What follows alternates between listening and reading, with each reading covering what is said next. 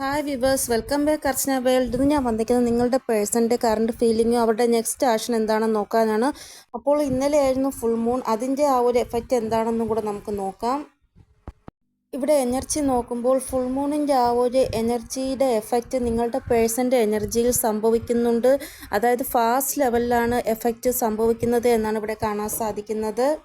ഇവിടെ പോസിറ്റീവായിട്ടുള്ള എഫക്റ്റാണ് ഇവിടെ കാണാൻ സാധിക്കുന്നത്, നെഗറ്റീവായിട്ടുള്ള എഫക്റ്റ് അല്ല കാണാൻ സാധിക്കുന്നത്. അതായത് നിങ്ങളും നിങ്ങളുടെ പേഴ്സൻ്റെ ഇടയിൽ stuck situation, third party situation, manipulating ചെയ്യുന്ന ആൾക്കാർ എന്തായിക്കൊള്ളട്ടെ അതെല്ലാം മാറുവാൻ പോകുന്നതായിട്ടാണ് ഇവിടെ കാണാൻ സാധിക്കുന്നത്.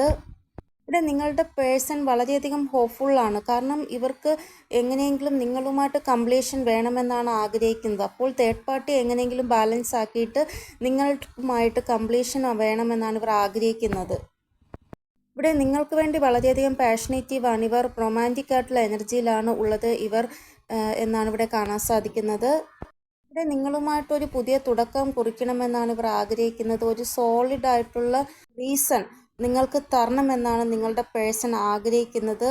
അപ്പോൾ ഇവരുടെ ഈ ഒരു വൈബ് കാണുമ്പോൾ എനിക്ക് തോന്നുന്നത് കുറേ ആൾക്കാർക്ക് മെസ്സേജോ കോളോ അവരുടെ പേഴ്സൻ്റെ ഭാഗത്തുനിന്ന് കിട്ടിക്കാണും എന്നാണ് ഇവിടെ കാണാൻ സാധിക്കുന്നത്. ഇവിടെ സ്റ്റിൽ ഇവർ നിങ്ങളെക്കുറിച്ച് മാത്രമാണ് ചിന്തിക്കുന്നത്, വെയിറ്റിംഗ് എനർജിയിലാണ് ഉള്ളത് ഇവർ. ചിലപ്പോൾ ഇവർ പ്രതീക്ഷിക്കുന്നത് നിങ്ങൾ ചെയ്യുമെന്നായിരിക്കും, മെസ്സേജോ കോളോ. പക്ഷെ നിങ്ങൾ പ്രതീക്ഷിക്കുന്നത് ഇവർ ചെയ്യുമെന്നായിരിക്കും. ഇവിടെ നിങ്ങൾ കോളോ മെസ്സേജോ ചെയ്തില്ല എങ്കിൽ ഇവർ സ്വയം ഇവരെ തന്നെ ഹീലിംഗ് ചെയ്യുന്നതായിട്ടാണ് ഇവിടെ കാണാൻ സാധിക്കുന്നത്.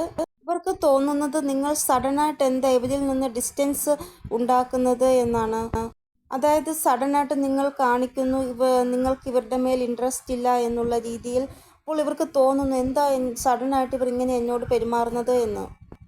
ഇല്ല എങ്കിൽ ഇവർക്ക് തോന്നുന്നത് ഇവരോടുള്ള നിങ്ങളുടെ ആ ഒരു താല്പര്യം മാറിക്കഴിഞ്ഞു എന്നാണ് ഇവർക്ക് തോന്നുന്നത്. നിങ്ങളിപ്പോൾ വെയിറ്റിങ്ങിലല്ല എന്നും ഇവർക്ക് തോന്നുന്നു. കാരണം നിങ്ങളുടെ ആ ഒരു ഇവരുടെ മേലുള്ള ആ ഒരു താല്പര്യം അതിപ്പോൾ ഇല്ല എന്നിവർക്ക് തോന്നുന്നു. അതുകൊണ്ട് നിങ്ങൾ ഇവരെ കാത്തിരിക്കുന്നുമില്ല. ഇപ്പോൾ ഇവർക്ക് തോന്നുന്നത് നിങ്ങൾക്ക് കൂടുതലായിട്ട് ഇവർ വിഷമം തന്നു, അത് കാരണം നിങ്ങളിപ്പോൾ ഇവരെ കാത്തിരിക്കുന്നില്ല എന്നാണ്. അതുകൊണ്ടാണ് ഇവർ നിങ്ങളുടെ അടുത്തേക്ക് വരുവാൻ വേണ്ടി ആഗ്രഹിക്കുന്നത്. കാരണം ഇവർ ഒത്തിരി നിങ്ങളെ വേദനിപ്പിച്ചിട്ടുണ്ടാവാം, ഒത്തിരി നിങ്ങളെ വെയിറ്റിങ്ങിൽ ഇരുത്തിയിട്ടുണ്ടാകാം. ഇവിടെ ഇവർക്ക് തോന്നുന്നത് നിങ്ങൾ വിചാരിക്കുന്നത് ഇവർ വന്നാൽ എന്താ, വന്നില്ലെങ്കിൽ എന്താ, നിങ്ങൾക്ക് തോന്നുമ്പോൾ വരട്ടെ എന്നുള്ള രീതിയിൽ നിങ്ങൾ ഇവരിൽ നിന്ന് ഒന്നും തന്നെ എക്സ്പെക്റ്റ് ചെയ്യുന്നില്ല. അപ്പോൾ ആ ഒരു എനർജിയിലാണ് നിങ്ങൾ എന്നാണ് ഇവർ വിചാരിക്കുന്നത്. അപ്പോൾ ഇതാണ് ഇവരുടെ കറണ്ട് എനർജി. ഇനി നമുക്ക് കറണ്ട് ഫീലിംഗ് എന്താണെന്ന് നോക്കാം. ഇവിടെ ഇവർ പ്ലാൻ ചെയ്യുന്നുണ്ട് എന്നാണ് ഇവിടെ കാണാൻ സാധിക്കുന്നത്. അപ്പോൾ ഇവരുടെ കറണ്ട് ഫീലിംഗ് നോക്കുമ്പോൾ കാണാൻ സാധിക്കുന്നത് ഇവർ വിചാരിക്കുന്നത് എല്ലാം അവസാനിച്ച് കഴിഞ്ഞു എന്നാണ്. ഇനി ഇവർക്ക് ഒരു പ്രതീക്ഷയും വയ്ക്കാൻ സാധിക്കത്തില്ല എന്നൊക്കെയാണ് ഇവർക്ക് തോന്നുന്നത്. മുന്നേയൊക്കെ നിങ്ങൾ എന്തെങ്കിലും ഫെസ്റ്റിവൽ സീസൺ വരുമ്പോൾ ഇവർക്ക് മെസ്സേജോ കോളോ ചെയ്ത് ഇവർ ഒന്ന് പറഞ്ഞ് സമാധാനിപ്പിക്കുവാൻ ശ്രമിക്കുമായിരുന്നു. പക്ഷേ ഇപ്പോൾ നിങ്ങൾ ഇവരെ അങ്ങനെ ഒന്നും ചെയ്യാൻ ശ്രമിക്കുന്നില്ല.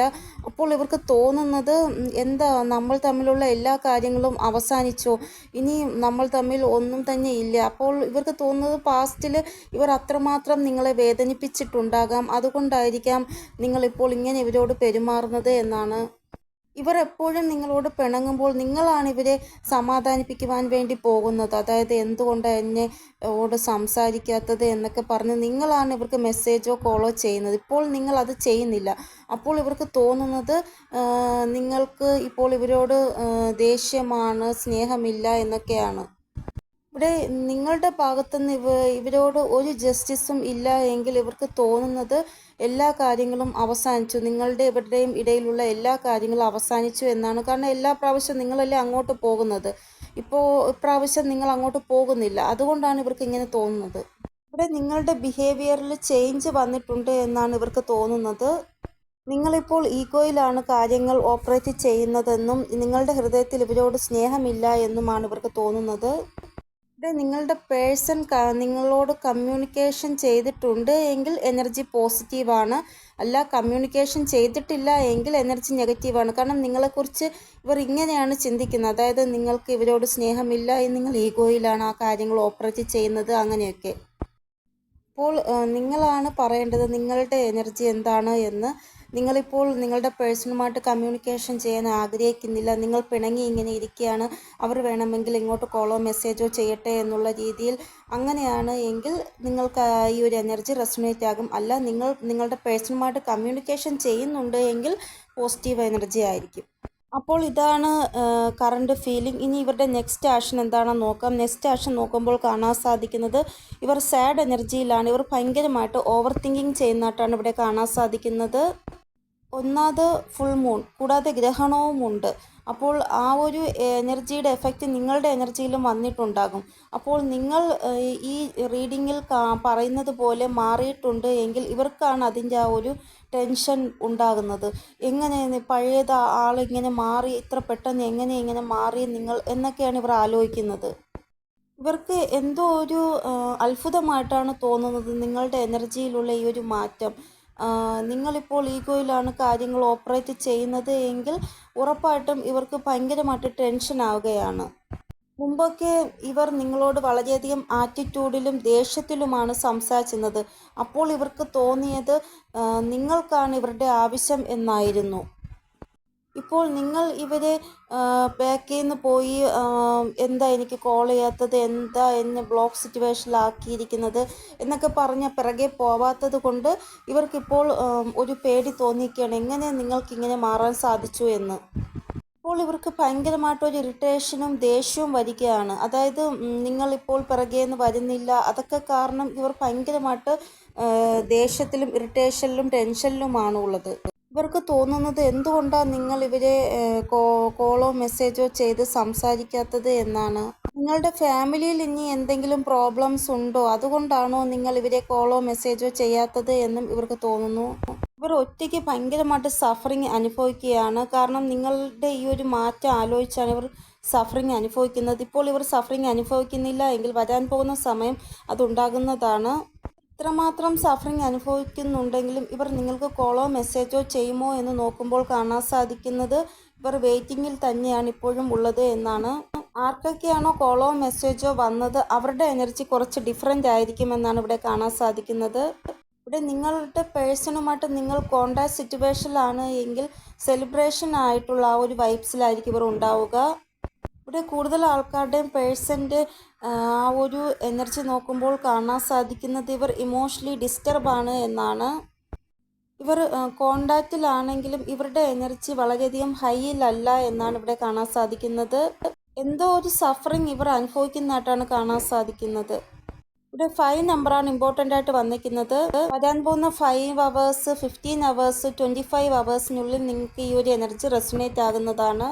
അപ്പോൾ നിങ്ങൾ ഹോപ്പ്ഫുള്ളായിട്ടിരിക്കേണ്ടതാണ്. നിങ്ങൾ കോണ്ടാക്റ്റിലാണ് ഉള്ളത് എങ്കിൽ നിങ്ങളുടെ പേഴ്സൺ നിങ്ങൾക്ക് വേണ്ടി സ്റ്റാൻഡ് എടുക്കുന്നതാണ്. നിങ്ങൾ നോ കോണ്ടാക്ട് സിറ്റുവേഷനിലാണ് എങ്കിൽ നിങ്ങൾ വെയിറ്റ് ചെയ്യേണ്ടതാണ് ഇവർക്ക് വേണ്ടി. നിങ്ങൾ അങ്ങോട്ട് മെസ്സേജോ കോളോ ചെയ്യേണ്ട, അവർ ഇങ്ങോട്ട് വരുന്നത് വരെ.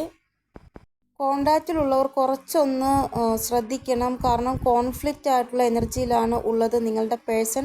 കുറച്ചൊന്ന് ആർഗ്യുമെൻ്റ് ചെയ്യുന്നതിൽ നിന്ന് നിങ്ങൾ ഒന്ന് രക്ഷപ്പെടേണ്ടതാണ്. ആവശ്യമില്ലാതെ അവരോട് വഴക്കിടാൻ പോകരുത്.